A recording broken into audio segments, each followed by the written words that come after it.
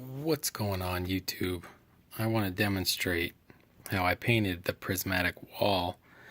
I have no way to really film you a tutorial, but I can tell you exactly how I did it.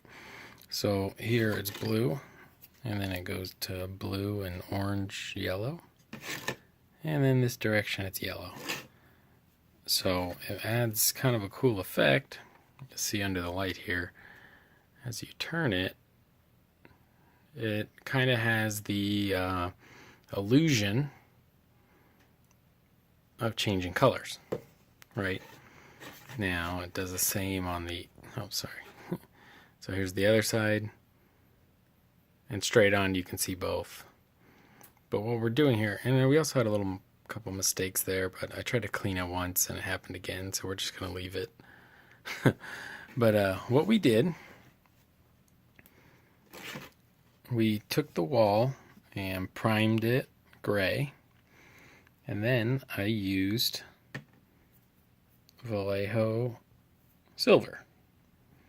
This is to give a glossy, bright metallic, sorry, I'm trying to balance this here. This is to give a glossy, bright metallic coat on the wall itself, and that is going to be necessary because we're going to be using clear paints that are also kind of glossy, and it's going to add to the overall effect, which when it's under the light, I mean, you can really see it. If it'll focus, well, you can see how much it shines, right? And that's because we're starting with a bright silver, and this one is very bright. And we did this through the airbrush. You could do it through a brush if you so choose. So what we do is we paint it silver, and that's going to be the whole wall. And then we're going to turn our wall. Okay? So you can see here, if I turn the wall, all you see is blue, right? Now, when you shoot an airbrush, it can only hit what it sees. So imagine your airbrush had an eyeball. If you shoot your airbrush this direction, maybe I can use like a paintbrush to show you. So if I hold my airbrush, maybe I can just show you with the airbrush. Hold on. So here's an airbrush. I got some on my finger, but so if I use the airbrush here and I shoot this direction, right, continuing just this direction, not going up and down. I'm not going to turn it like this, only shooting it this direction, right, back and forth. Let's try to move my camera away. I want the tip here to be pointing that way, right? So I'm going to go over, and as I'm doing it, I'm not going to go down, I'm not going to go back this way, just one direction, right? Hopefully I made that clear. It's a little harder to do with one hand than I thought. And then I did the same on this side, right? One direction, blue. All blue. Okay? And I actually did the orange first, but it's the same process. So then you turn it, and you're going to do the same thing. You'll be able to see here. I did the orange first because I figured the lighter color should be first, but you can really see it's mostly, you're only seeing gold or orange. It really just looks yellow, but so the same thing, I put it this way, and I held it, and you can see it's on my finger here, but I held it probably like that, and then over one direction, shooting that way, not down, not back, not over, not up, not that direction every time as I get, right? So it's there, it's there, it's there, it's there, okay? And that, we're going to trust, hits everything of the silver. And the parts that it leaves actually almost work as kind of like a highlight. And this is going to work well because of these big flat planes on this model.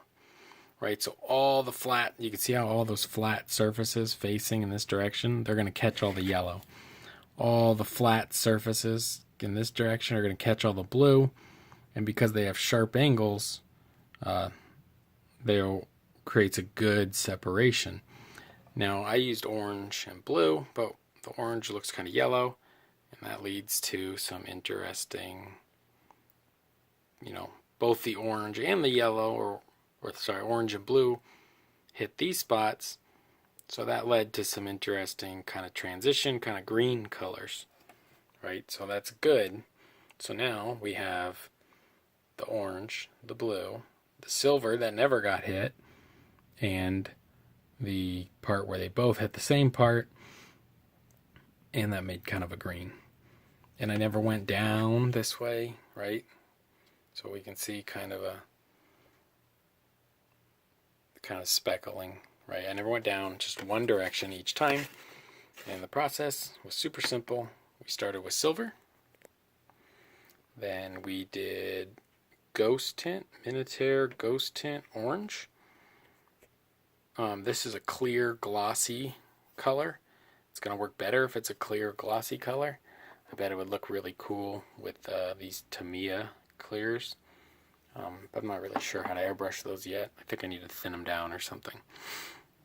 Or, yeah, I don't know. You could probably use bloodletter glaze mixed with a little Lamenter's yellow. So you could probably use this, Lamenter's yellow, maybe mix a touch of bloodletter glaze in there, and then, hold on, I think I have it, no.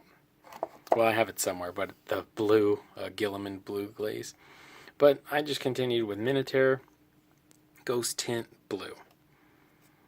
So super simple. Just make sure you're always shooting in the exact same direction. The airbrush shooting in this direction. The paint is going that way, right? It's going away from you. So it doesn't curve, right? So the paint isn't going to curve around and come back and hit the other side. And because of all these flat surfaces and flat, sharp angles, it's going to catch those really nice. There's obviously a few things here that, maybe didn't come out the best. I can see a little spot right here where there's a little bit of, right there.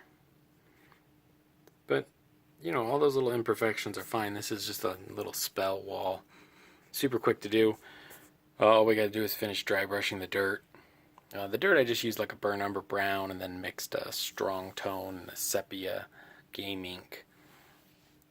And then we'll pick out the little skulls. But just with like quick little dry brush. Nothing special. We're trying to get these just to call them done. We got a whole bunch more to work on over here. And we got an Imperial Knight over there to work on. And these guys who need to be turned into my Death Watch. So, just wanted to show you that. There's my cheap little airbrush setup. The Zenny. I'll link the airbrush in the description. I highly, highly, highly recommend you pick up that little airbrush. It's literally like $35-40. Comes with the brush and the compressor all in one from eBay. It's super cheap. And I think as long as you're using your Vallejo flow improver and your airbrush thinner, I've had no problems with it at all, right? Maybe it'll break on me one day, but right now it seems to be good. I'm sure it will break on me one day, and at that point I'll probably upgrade. But if you're just getting into airbrush or thinking about it, highly, highly recommend the airbrush that I'll link below, because it's basically the only one I have experience with. So hopefully you like this video. I'm painting the prismatic wall. Please subscribe. Go to the Dark Eldar video and comment and like that video, and we're going to be doing a giveaway over there. And talk to y'all soon.